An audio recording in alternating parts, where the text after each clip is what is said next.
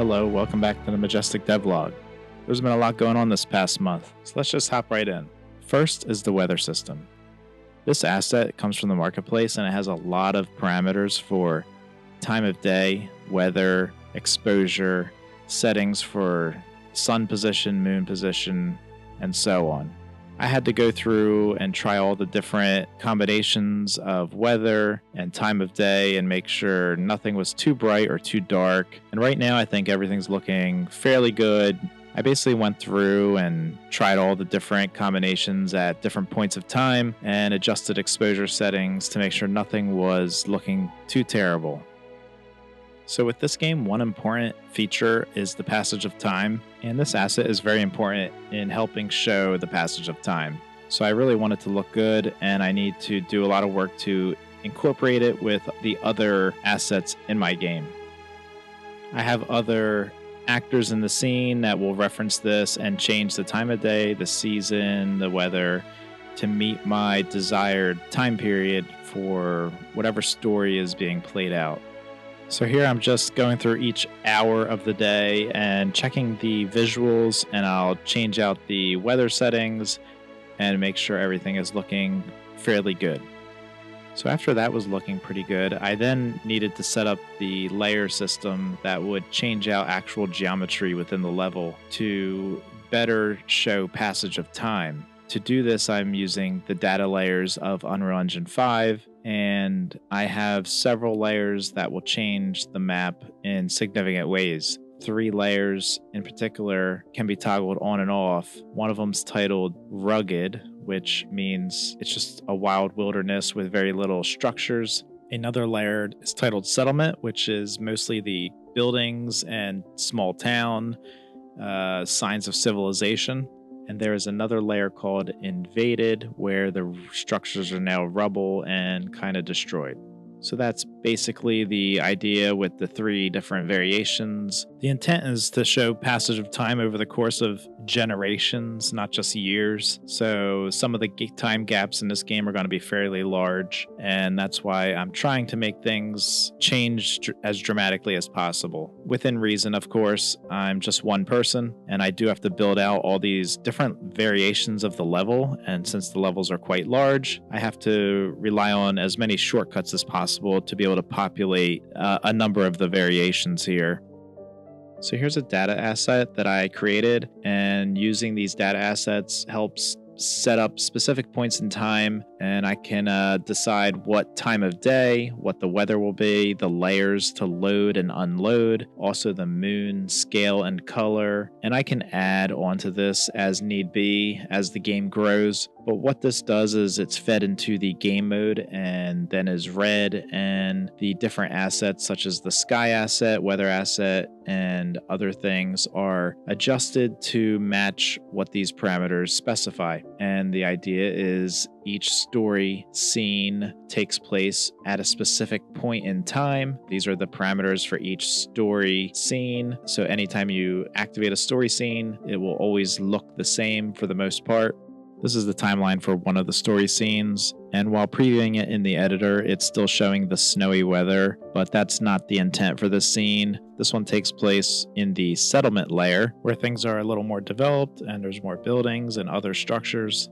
I was able to rough in a couple story scenes this month, and here's another one with some people in a cart traveling, and this one takes place in the rugged layer. This is kind of prior to people moving into this area and developing a town.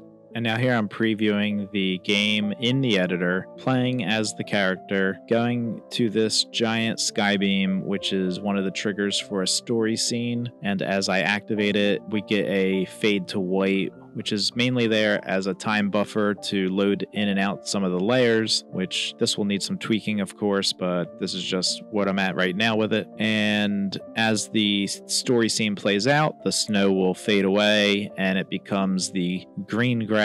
It's a nighttime scene, and the scene will remain that way until you activate another story objective, which I think is pretty cool because this allows you control over when what time period you want to explore the level. Simply by interacting with these story scenes, you get to change a lot of what the map looks like. And one of the cool things I think is you don't really know what time period you're going to, so it's kind of going to be a bit of a surprise what everything looks like at the end of the story objective.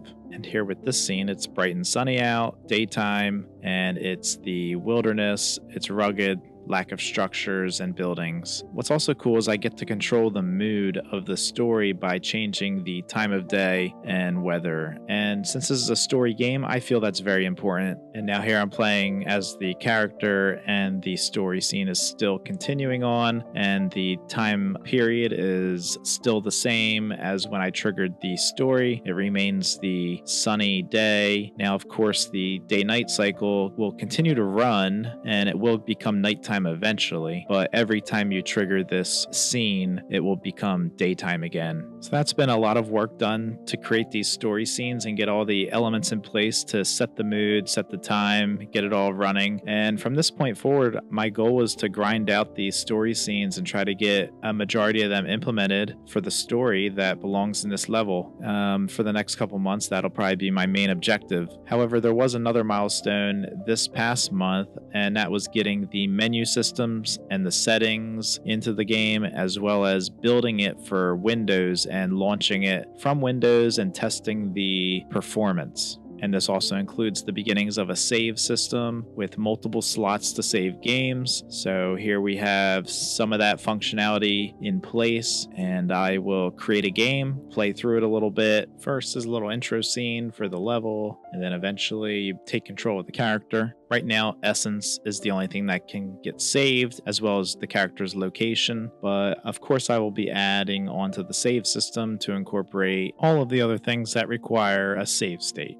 When you access the settings menu, the game will pause, which I feel is an important feature to be able to pause the game. Here's a brief look at the settings menus, which are kind of roughed in, and you can save the game. And if you try to quit without saving, you'll be prompted to save, and you just hit yes. Then you're back at the main menu. Now, because I saved a game, there's a button to continue my game, and it will remember the last one I played, and the save slot is the color designation. And here I'll create a new game using another slot, just as an example. So I'll select the blue slot this time. Create the game. The intro loads once more, and I quickly save this game, and now it's using the blue color slot. And now that there's multiple saved games, there's an additional button, and then the quit button will take you back to the Windows desktop. So I think that should about do it for this one. Please wishlist and subscribe, and I'll see you in the next one.